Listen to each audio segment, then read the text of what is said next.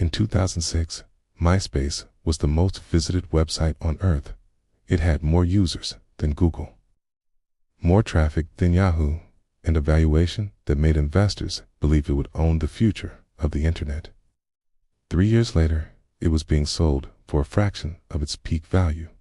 The question isn't how Facebook won. The real question is how MySpace lost. The story begins in 2003 in Los Angeles, inside a small internet marketing company called eUniverse. 2 employees, Tom Anderson and Chris Duwolf, were watching the rise of a new social platform called Friendster.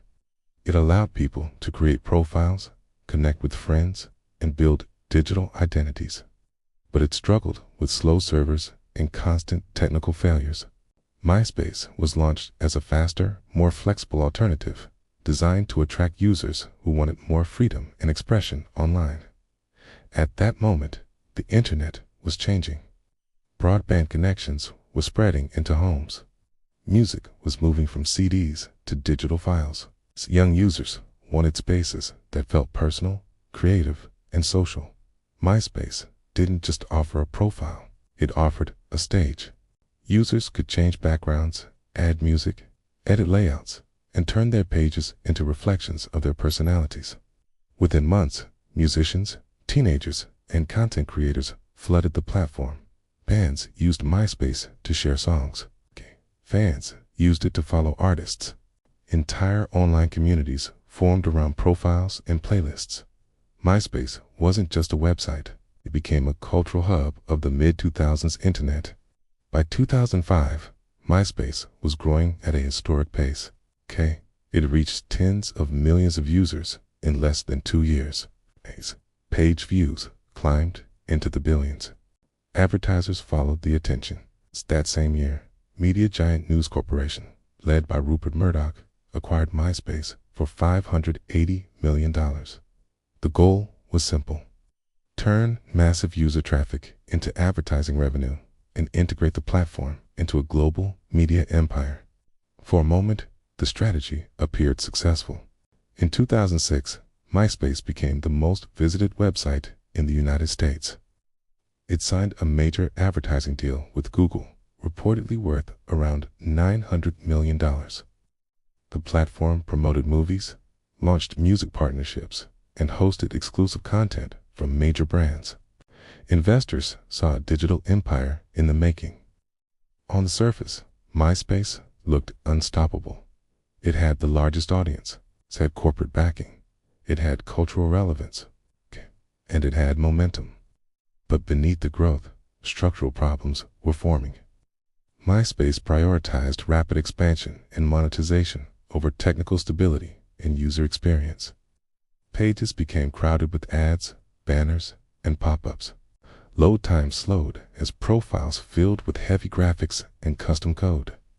What once felt expressive began to feel chaotic. Its customization, originally MySpace's greatest strength, turned into a weakness. Users embedded third-party widgets, music players, and scripts into their profiles. This created security risks. Malicious code spread, spam accounts multiplied, fake profiles became common. The platform gave users freedom, but it struggled to maintain control. At the same time, a quieter competitor was growing. Facebook launched in 2004 inside college campuses. Its design was clean. Its layout was consistent. Profiles looked the same. The experience was simple and predictable. Where MySpace felt like a crowded digital street, Facebook felt like a structured digital campus. Facebook focused on real identities, reliable performance, and steady product development. It invested heavily in engineering. It built a scalable system designed to grow without breaking. While MySpace focused on media deals and advertising sales, Facebook focused on infrastructure and user trust. By 2008, the shift became visible. Time spent on MySpace began to decline. Users complained about slow performance, excessive ads, and spam. Facebook opened to the general public and expanded internationally. Its user base grew across age groups and countries.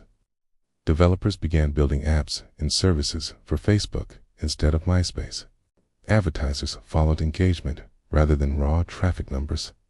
Inside News Corporation, MySpace struggled with corporate oversight. Decisions took longer. Innovation slowed.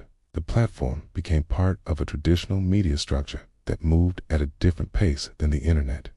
Then the global financial crisis of 2008 hit. Advertising budgets tightened. Growth forecasts collapsed. The digital ad market became more competitive. MySpace's revenue model, heavily dependent on large advertising deals, came under pressure. As Facebook continued to grow, MySpace's valuation fell. Its user base shrank. Its influence faded. In 2011, News Corporation sold MySpace for approximately $35 million, less than 10% of what it had paid just 6 years earlier. Facebook went on to surpass 1 billion users and become one of the most valuable technology companies in the world. MySpace became a symbol of early internet culture, remembered more for its impact on music and youth communities than for its business success. The lesson was structural, not emotional. Technology platforms don't win by size alone. They win by system design, technical stability, and long-term trust. Monetization without experience weakens loyalty. Control without innovation slows adaptation. MySpace had attention.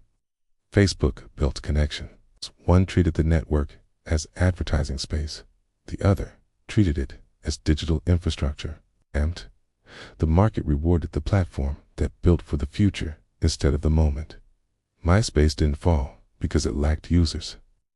It fell because it lost direction. And in the digital economy, growth can create power, but only strategy decides who keeps it.